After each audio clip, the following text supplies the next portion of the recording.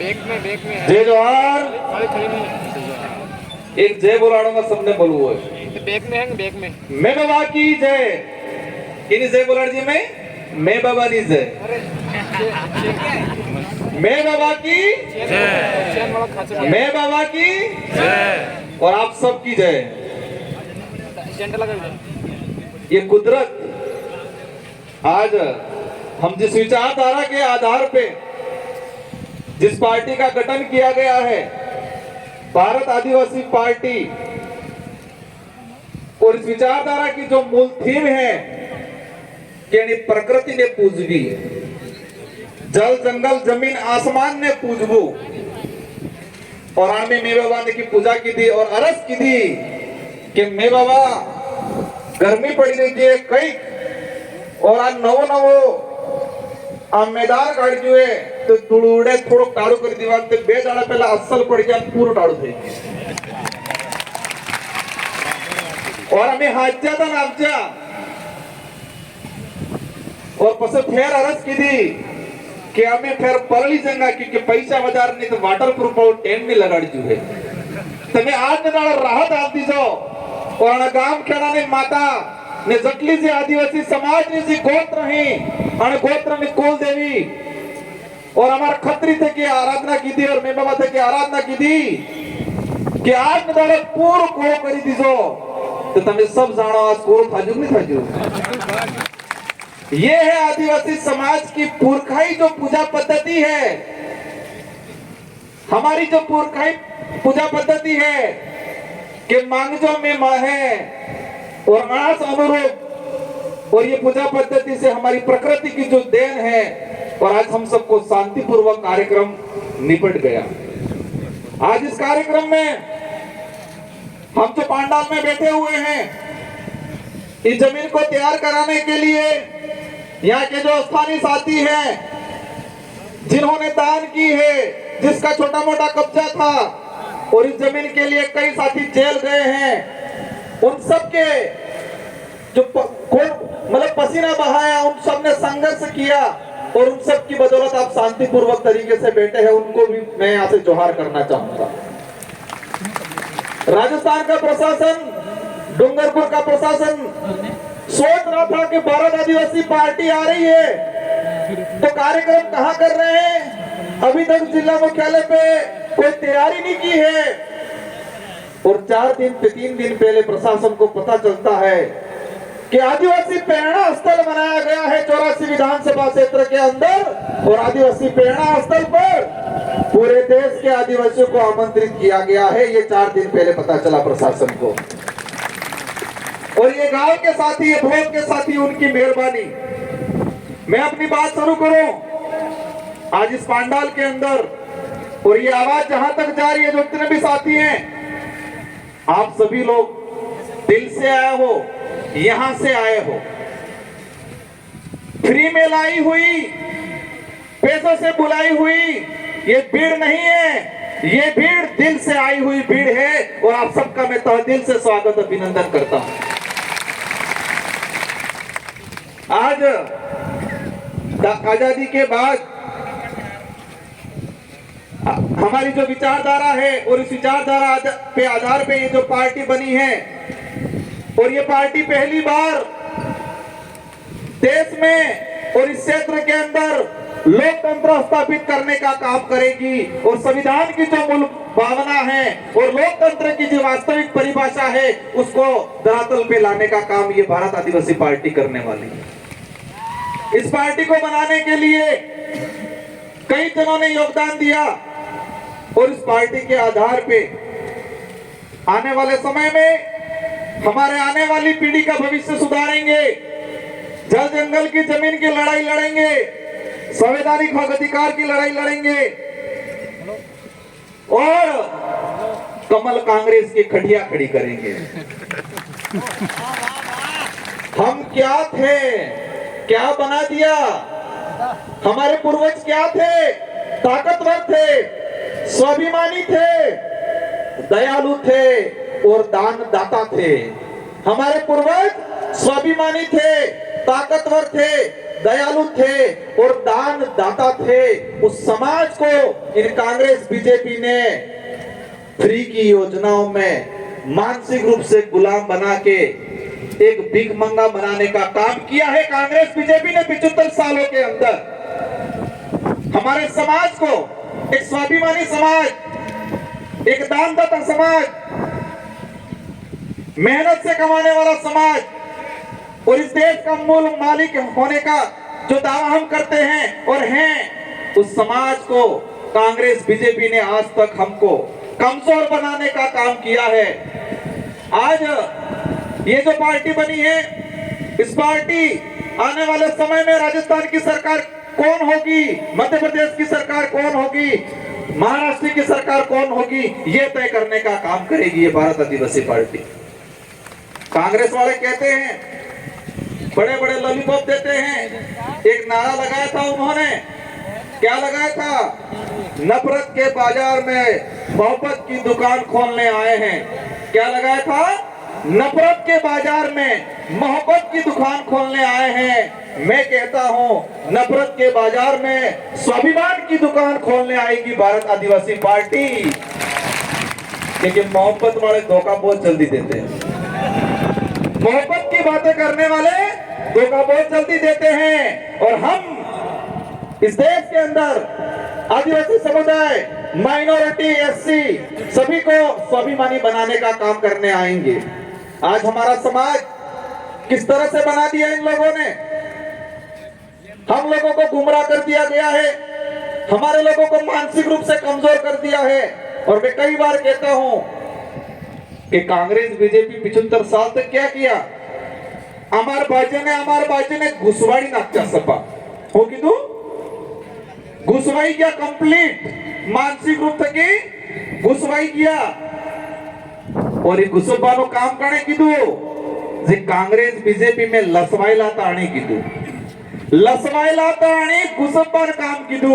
और ये विचारधारा जे घुसवायला ही आनंद सेटल थवानु काम कराड़ेगा, आनंद सावधान रहवानु काम कराड़ेगा, आनंद जागवानु काम कराड़ेगा। क्योंकि आज तक हमारे समाज के अंदर, हमारे पूरे आदिवासी इलाके के अंदर इन लोगों ने वोट बैंक बनाया गया है। और ये पार्टी, ये विचारधारा है। और इस पार्टी में यहाँ की जनता, क्षेत्र की जनता तय करेगी कि लोकसभा विधानसभा में हमारा कौन आदमी जाएगा। शेड्यूल एरिया के जो प्रावधान है, जो टीएससी, हमारे लोगों को झूठी झूठी बातें पकड़ाई गई, लेकिन शेड्यूल एरिया के प्रावधान नहीं बताए, टीएससी नहीं बताई कि टीएससी में क्या है, क्या अधिकार है। और आने वाले समय में हमारे यहाँ से बहुमत से जाएंगे विधायक, और राजस्थान की टीएससी, मध्य प्रदेश की टीएससी और महाराष्ट्र की टीएससी ट्राइबल एडवाइजरी काउंसिल में जाएंगे और आदिवासी समुदाय के हित में, एससी के हित में और शेड्यूल 5 के जो प्रावधान है उसके अनुरूप यहाँ पर काम कराने का काम करेंगे। आज कई लोग कहते हैं हम भी विधायक बने थे, मैं विधायक बन गया तारे टी शर्ट फिर तो कई कहते हैं शुरू चुनाव लड़े हो थावानों में, और 84 की जनता और सागवाड़ा की जनता ने ऐसी गोली दी कि कांग्रेस बीजेपी वाले रिजल्ट आए तो बेहोश हो गए और मोड़ासा जाके हॉस्पिटल में भर्ती होना पड़ा उन लोगों को। और फिर कहने लगे ये जीत के गए हैं लेकिन उनको चेयर नहीं मिलने वाली है। संविधान में प्रावधान है और आपकी ताकत हमारे साथ जुड़ी थी और आपकी ताकत से हमारी ताकत दुगुनी हुई। और हम आदिवासी समुदाय के हित में, एससी एसटी माइनॉरिटी के हित में शेड्यूल एरिया के प्रावधानों के लेके विधानसभा में आवाज उठाई और राजस्थान के मुख्यमंत्री को मजबूर होना पड़ा और आदिवासी दिवस पे सरकारी अवकाश घोषित करने का काम किया।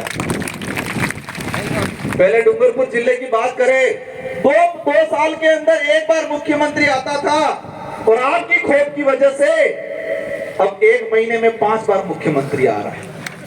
ये आपकी एकता है, आपकी ताकत है, आपका खौफ ऐसा है कि देश का मुखिया जो बन के बैठे हुए हैं, जो देश को बर्बाद कर रहे हैं, मोदी जी भी आ गए, अमित शाह भी आ गए, राहुल गांधी भी आ गए। क्या ये खौफ बरकरार रखना है कि नहीं रखना है? रखना है। ये खौफ बरकरार रखना है, कहना है उनको कि सब आ जाओ, तो भी इस क्षेत्र की जनता काम में आपके फ्री की योजनाओं में आने वाली नहीं है। आज कई लोग कहते हैं कि क्षेत्र पार्टियां क्या होती है। जो लोग आए साथी आज उनको जाने के बाद मनोबल तोड़ने वाले बहुत सारे मिलेंगे। क्षेत्र पार्टियां कहां तक रहती है? क्षेत्र पार्टियां अगर नहीं होगी तो हमारा भारत देश नहीं होगा। मैं क्या कहना चाह रहा हूं कि क्षेत्र पार्टियां अगर नहीं होगी तो ये देश नहीं रहेगा, ये तानाशाही हो जाएगा, हिटलर शाही शासन हो जाएगा इस देश के अंदर। और क्षेत्रीय पार्टियों की वजह से ही इस देश में आम जनता के हित में कानून बने हैं आज तक। और आज तानाशाही सरकार है क्योंकि एक तरफा बहुमत है। आप सबको अवगत करा देना चाह रहा हूं कि यूपीए की सरकार बनी 2004 के अंदर, सेकंड यूपीए की सरकार बनी 2008 में, और देश के अंदर जो आम जनता के हित में जो कानून बना है, जो कांग्रेस आज उसके आधार पे वोट मांगती है, कहती है कि रोजगार गारंटी हम लाएं, सूचना का अधिकार हम लाएं, खाद्य सुरक्षा अधिनियम हम लाएं, वो झूठा दावा करती है। उसका इतिहास बताऊंगा इस मंच के माध्यम से। अगर क्षेत्रीय पार्टियां 2004 में यूपी की सरकार बनी, 15 संगठन ने समर्थन दिया और कांग्रेस को कहा देश के अंदर अगर रोजगार गारंटी का कानून नहीं लाओगे तो हम आपको समर्थन नहीं देंगे, और कांग्रेस को मजबूरन उस समय रोजगार गारंटी कानून लाना पड़ा, इसकी इच्छा से नहीं लाई। ये ताकत है क्षेत्रीय पार्टियों की। क्षेत्रीय पार्टियों की वजह से सूचना का अधिकार अधिनियम आया, क्षेत्रीय पार्टियों की वजह से शिक्षा का अधिकार अधिनियम 2009 बना। अगर क्षेत्रीय पार्टियां नहीं होती तो ये जितने भी जो अधिनियम बने हैं, वो अधिनियम आम जनता के हित में जो बने हैं वो नहीं बनते। और आप देख सकते हो उसका उदाहरण 2014 के बाद एक तरफा भाजपा की सरकार आई और उस सरकार ने सभी कानूनों को कमजोर करने का काम किया, आईटीआई को कमजोर करने का काम किया, नरेगा कानून को कमजोर करने का काम किया, खाद्य सुरक्षा अधिनियम को कमजोर करने का काम किया। इसलिए क्षेत्रीय पार्टियां जब तक इस देश में जीवित रहेगी तब तक ये देश रहेगा, देश का संविधान रहेगा। और जो लोग देश का नाम बदलने की बात करते हैं, जो लोग देश का नाम बदलने की बात करते हैं, कौन कर रहा है देश का नाम बदलने की? कौन बात कर रहा है? भाजपा के लोग कह रहे हैं कि हम देश का नाम बदलेंगे। उनको 2023-24 में एहसास कराना है कि जो देश का नाम बदलने की बात करते हैं, जो संविधान बदलने की बात करते हैं, जो आरक्षण खत्म करने की बात करते हैं, उन लोगों को वापस गुजरात भेज देना है। कहां भेजना है? गुजरात भेज देना है। उनको एहसास कराना है कि ये भीड़ अब भीड़ नहीं रही है, भीड़ने वाले हो गए हैं, और ये भीड़ने वाले आने वाले समय में लोकतंत्र की वास्तविकता समझाने का काम करेंगे। साथियों, उदयपुर संभाग के अंदर बांसवाड़ा के अंदर तानाशाही की जा रही है। बांसवाड़ा में आरक्षण को लेकर जो आंदोलन हुए उसमें परेशान किया जा रहा है। बांसवाड़ा में एट्रोसिटी एक्ट को लेकर हमारे भाई थाने में गए, 200 लोगों पे मुकदमा किया गया है। उन बांसवाड़ा के मंत्रियों को भी एहसास कराना है कि ये राजतंत्र नहीं, ये लोकतंत्र है, और लोकतंत्र की परिभाषा 2023 में हम आपको दिखाएंगे। साथियों, हम लोग उन लोगों को भी आह्वान करना चाह रहे हैं कि हमें शांतिपूर्वक तरीके से, हमें किसी प्रकार के बेवजह उग्र आंदोलन नहीं करना है, क्योंकि काकरी डुंगरी में हम शांतिपूर्वक तरीके से हमारे साथी आंदोलन कर रहे थे। कमर कांग्रेस के लोगों ने मिलके हमारे लोगों को फंसाया गया, वहां पर जाके जबरदस्ती धांधली करवाई। साथियों, इस मंच के माध्यम से कुछ मीणा भाई आए हैं, उन मीणा भाइयों को कहना चाहूंगा, और जो नहीं आए हैं मेरे वीडियो के माध्यम से कहना चाहूंगा कि मीणा भाई अगर जितने सक्षम हैं, इतने अगर बिल सक्षम होते तो पूरे देश में राजनीतिक रूप से हम एकजुटता दिखा के पूरे देश पे राज करते। मीणा भाइयों के पास जितनी सुविधा है, मीणा भाई जितने सक्षम हैं, अगर इतने सक्षम हम होते तो राजनीतिक रूप से पूरे देश पे हम लोग कब्जा करते और पूरे आदिवासी समुदाय का नेतृत्व करते, पूरे देश के आदिवासियों का नेतृत्व करते। तो मीणा भाइयों को विशेषकर कहना चाहूंगा कि आप लोग नेतृत्व करो, और कांग्रेस बीजेपी का जो पजामा पकड़ रखा है उस पजामे को छोड़ो। आदिवासी समाज के लेके काम करना है तो कांग्रेस बीजेपी का पजामा छोड़ो। काफी वक्त है, मेरे समाज भी हमारे राष्ट्रीय अध्यक्ष बोलना बाकी है, इन सबको आपको सुनना है, और हम सबको मिलजुल के आने वाले समय में इस क्षेत्र से कमल कांग्रेस को उखाड़ फेंकना है। हमारे यहाँ हमारी माताएं बहनें भी आई हुई हैं, इन माताओं बहनों को कहना चाहूंगा मैं, हम लोगों को किस तरह बनाया गया है, किस तरह किस कंडीशन में ले आए हैं ये लोग, हम लोग कौन थे। मैं एक उदाहरण के माध्यम से कहना चाहूंगा। आज कोरोना आया, पर्ची मेरे पास आने ही वाली है, भाई ने पकड़ ली ऐसा लग रहा है, लेकिन मैं एक बात बोल के अपना वक्तव्य खत्म करूंगा। माउंट आबू और सिरोही, जहां पर सड़क पे बंदर रहते हैं, बांद्रा, और जो मादाएं थी उसी कोरोना के काल के कुछ समय पहले बच्चों का जन्म दिया, और उनको जो फ्री में जितने यात्री जा रहे थे वो सारे यात्री नारियल देते, कोई रोटी देता, तो सारे के सारे जो बंदर थे वो जंगल का खाना भूल गए, उनकी ताकत को भूल गए, और जो फ्री का मिल रहा था उसी को खाना लग गए। जब कोरोना काल आया, कोरोना काल आने के बाद वहां पर यात्री जाना बंद हो गए, और यात्री जाना बंद हो गए तो फ्री का खाना पहुंचना बंद हो गया। जंगल में बहुत कुछ खाने का था, फल फ्रूट थे, लेकिन उनकी ताकत भूल गए थे वो। और उस दौरान बांद्रा अणा रोड में दाढ़ी करता रोए था, छोटे छोटे बच्चे रोते बंदरों के, और कई बंदर मर गए उस दौरान। और यही काम इसी तरह कांग्रेस बीजेपी के लोगों ने हमारे समाज को बना दिया है।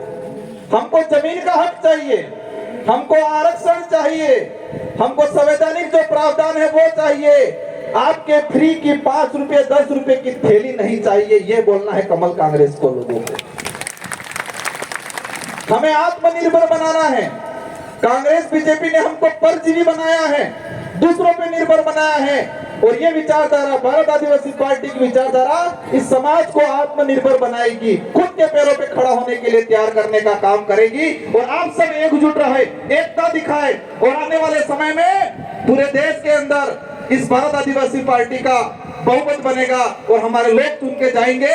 और अभी तो विधानसभा में आवाज उठी है, आने वाले समय में इस विचारधारा का आदमी लोकसभा में भी जाएगा, और लोकसभा में भी आदिवासी परिवार, इस समाज की जो विचारधारा है वो विचारधारा की आवाज गूंजेगी। इन्हीं शब्दों के साथ विशेषकर हमारे जो ये साथी है, जितने जो वक्ता हैं, सारे वक्ताओं की जो बातें हैं वो बातें सुन के जानी है, और जितने भी साथी आए हैं सबको शांतिपूर्वक तरीके से जाना है। और जो जो बातें आपने सुनी हैं, इन बातों को यहाँ गांठ बांध लेना है, यहाँ गांठ बांध लेना है। ये गांठ कार्य सुड़वी बोटन दाड़े कई आंदोलन में जो एकता राखवी है, एकता राखवी है, पर एकता राखवी क्या रही है इसने खबर है। एकता रखनी है, और एकता विशेषकर चुनाव के वक्त रखनी है। और इस देश के संविधान के अनुरूप हमारे देश को चलाने के लिए प्रत्येक 18 साल के ऊपर वाले व्यक्ति को एक चाबी दी गई है। 18 साल से ऊपर वाले प्रत्येक व्यक्ति को एक चाबी दी गई है, और वो है मतदान। ते मतदान नहीं करवो लियो, इन्हें उपयोग करवो है, मत का अधिकार है हमारा। और ये वोट वाली सी चाबी है, ये लोकतंत्र की कुंजी है। और एकता कब रखनी है, ये चाबी लगाने के वक्त एकता रखनी है। और कांग्रेस बीजेपी का ताले पे ऐसी चाबी लगानी है कि इनका ताला जंग खा जाए और कभी नहीं खुले, और भारत आदिवासी पार्टी का दरवाजा खुल जाए, और इस दरवाजे से संवैधानिक प्रावधानों के तहत हमको अधिकार मिले। ये काम करना है, ये एकता रखनी है। इन्हीं शब्दों के साथ आप सबको धन्यवाद, आभार। जय जोहार, जय भारत, जय भील प्रदेश। बहुत बहुत धन्यवाद।